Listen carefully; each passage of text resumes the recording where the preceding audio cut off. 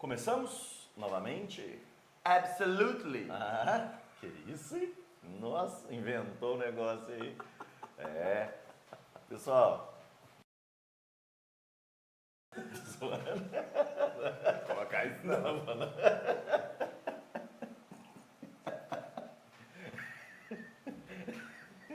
Começa pelo conceito, pelo amor de Bora Deus. lá. Vai trabalhar. Vamos lá. Pessoal, bora começar então pelo conceito do absolutismo, né? Que isso, cara? A gente mal começou, você já tá sofrendo. Cara, então sobre o absolutismo é importante destacar, né, que logicamente ele vai cair nas provas e pode parecer tanto como absolutismo ou também o antigo regime, né? O absolutismo ou antigo regime pode ser compreendido como uma permanência de elementos, principalmente da Europa feudal, mas já inseridos no contexto da Idade Moderna, né? Isso vai ocorrer porque ainda há aquela manutenção da nobreza como um grupo social relevante. Tava tudo mudando, né? Mas a sociedade realmente que precisava mudar não tinha mudado. Por isso, o antigo regime. Como visto anteriormente, os reis passaram a exercer o poder de forma centralizada, frequentemente em aliança com a burguesia, enquanto a nobreza feudal entra em processo de decadência e de transformação para uma nobreza cortesã. Ainda assim, a presença dessa nobreza vai indicar essa continuidade de certas estruturas herdadas lá do período medieval ainda. Dessa forma, podemos interpretar o absolutismo como uma espécie de transição, na qual persistem resquícios ainda da Idade Média dentro da Idade Moderna. Não se trata mais de uma sociedade medieval, mas de um contexto que ainda preserva elementos desse período anterior. Essa característica, inclusive, pode ser explorada em avaliações ao se questionar o que permaneceu da Idade Média nesse novo momento histórico. O termo antigo regime é utilizado justamente para designar essa ordem política, social e econômica que antecede as transformações, né, promovidas aí pelo iluminismo. Já falamos de iluminismo, Sim. né? Com o avanço das ideias iluministas e das revoluções burguesas, esse modelo entra em declínio, sendo substituído por uma nova organização na qual a burguesia assume um maior protagonismo político. Vai tratar então da denominação atribuída a esses reis e aos estados nacionais, caracterizados aí pela centralização do poder nas mãos do monarca exercido por meio das leis. Esse modelo político se desenvolve aproximadamente entre os séculos XV e XVI. A referência ao século XVI está associada principalmente ao início das crises que atingem as monarquias absolutistas e que são evidenciadas, por exemplo, na execução de Carlos I na Inglaterra. Um episódio bastante simbólico, embora não tenha sido o primeiro aí de contestação ao poder real. Pessoal, mas as transformações mais profundas, responsáveis aí, né, por instaurar uma nova ordem de caráter burguês, vão ocorrer sobretudo na Revolução Francesa. Cara, eu tinha uma preguiça de Revolução Francesa quando a gente estudava no ensino médio. Nossa. Só na faculdade que eu realmente Que fui deu perceber a importância desse evento. Sim, né? sim. A partir da Revolução Francesa... Que aí, né, lembrando que a Revolução Francesa é 1789, né? Isso. Entre 1791 e 1792, consolida-se inclusive o processo de queda da monarquia francesa, cujos efeitos se expandiram para outras regiões da Europa, ainda que alguns países ainda tentaram resistir e preservar os elementos do antigo regime. Nesse contexto de transição, né, vai aparecer o chamado despotismo esclarecido, modelo no qual determinados monarcas eles passam aí a incorporar princípios iluministas na sua prática de governo, sem abrir mão, logicamente, da centralização do poder. Tentando ganhar sobrevida, né? Sim, sim. Ainda assim, esse modelo clássico do absolutismo entra efetivamente em declínio com a Revolução Francesa. Para a gente entender melhor o funcionamento, né, desse sistema político, é importante analisar os seus principais teóricos, né? Esses pensadores, e especialmente os filósofos, né, elaboraram diferentes interpretações e justificativas para o poder absolutista. Cada um vai propor um modelo específico que, em maior ou menor escala, influenciaram a prática dos governantes da época. Sim. E exigiram variações e exceções dentro desse conjunto. Sim. Começando, né, nós temos esse estudo do absolutismo, ele tem que ser compreendido como uma abordagem interdisciplinar, né, entre história e filosofia. Nesse sentido, torna-se fundamental analisar os teóricos do absolutismo, ou seja, os pensadores responsáveis por formular as ideias e as bases conceituais que justificavam esse modelo político. Sendo assim, né, o absolutismo ele pode ser entendido como a permanência de elementos da Europa feudal, só que no contexto da Idade Moderna. Nesse cenário, a burguesia frequentemente se posiciona de forma crítica em relação aos monarcas, sobretudo a elevada carga tributária imposta por esses estados centralizados. Para a gente aprofundar essa compreensão, né, é importante a gente considerar também o processo da formação dos estados nacionais modernos, tema que é diretamente relacionado aí a essa consolidação do poder da monarquia. Nesse contexto, destaca-se a figura de Nicolau Maquiavel, um pensador florentino que atuou como cientista político e dramaturgo na cidade de Florença. Achei que fosse do Tiririca. Não é Florentino de Jesus lá que tem aquela música? Do Tiririca. Florentina.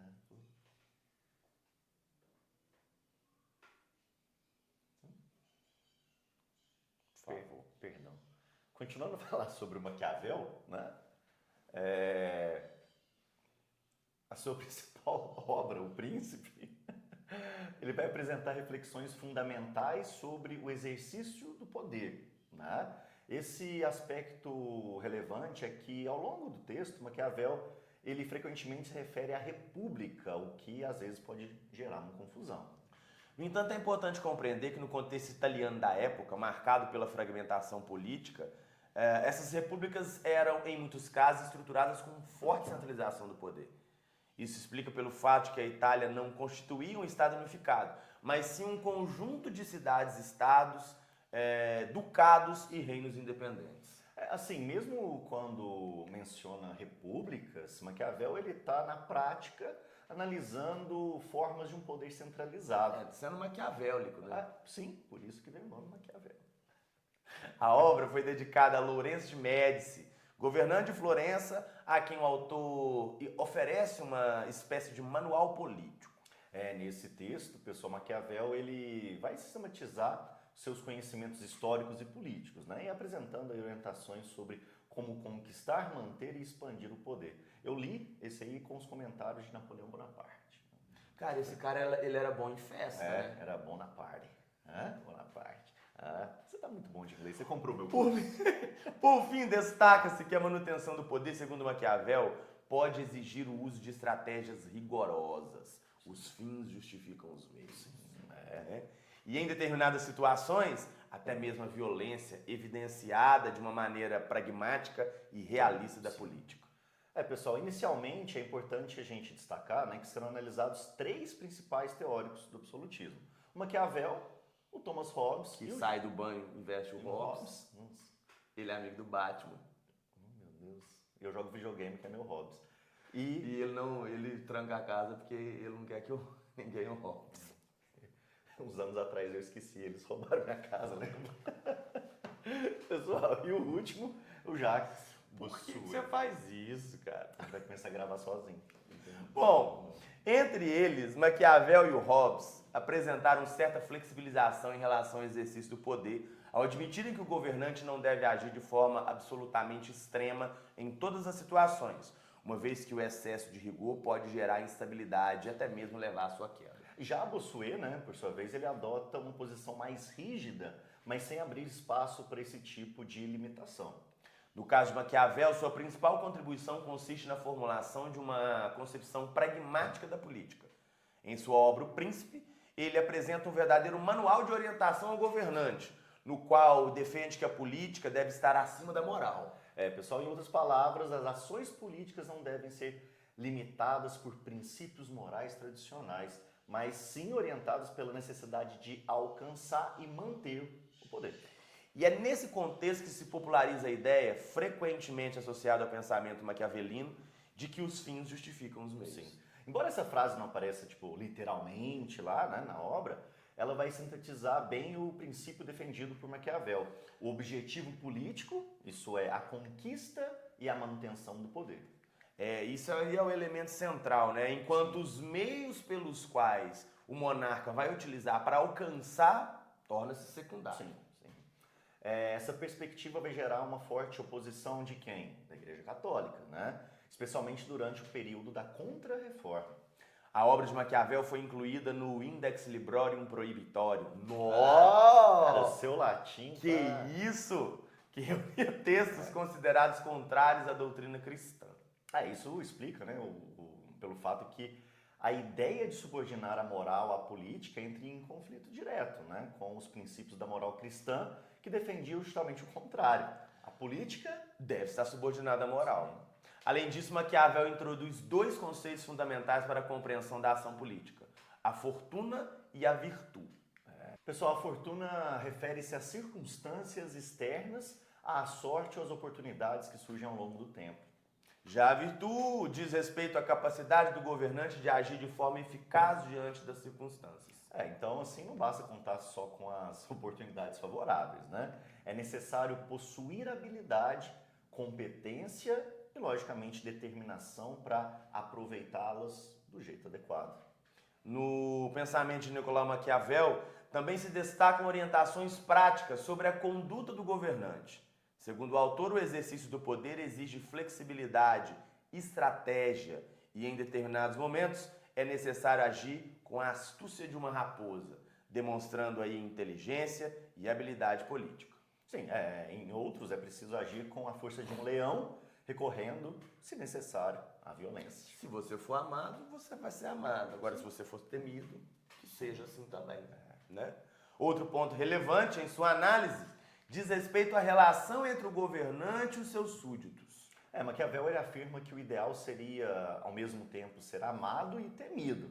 Só que essa combinação é difícil, né, de alcançar. E ele acha mais seguro, né, o governante ele ser temido, pois o temor ele vai garantir o meio de obediência e respeito.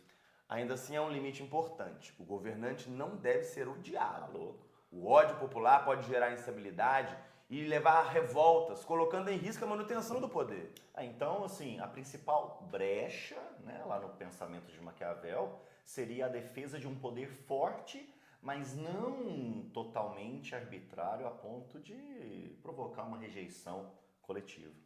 Passando para Thomas Hobbes, destaca-se aí a sua principal obra, né, o Leviatã, no qual o autor utiliza a imagem do Leviatã, uma entidade mitológica como símbolo do poder soberano. Gente, para Hobbes, o governante ele deve possuir autoridade suficiente para impor a ordem e evitar o caos social. Diferentemente de Maquiavel, Hobbes busca não apenas orientar o governante, mas também justificar a origem do poder político. Ele afirma que antes da formação da sociedade civil, os seres humanos eles viviam no estado de natureza, que logicamente, né, vai se caracterizar pela ausência de leis, normas e instituições. Cada um vai agir segundo os seus próprios interesses. É a liberdade total. Né? Nesse contexto havia liberdade total, mas acompanhada de uma extrema insegurança, já que cada indivíduo poderia agir conforme os seus próprios interesses, inclusive recorrendo à violência.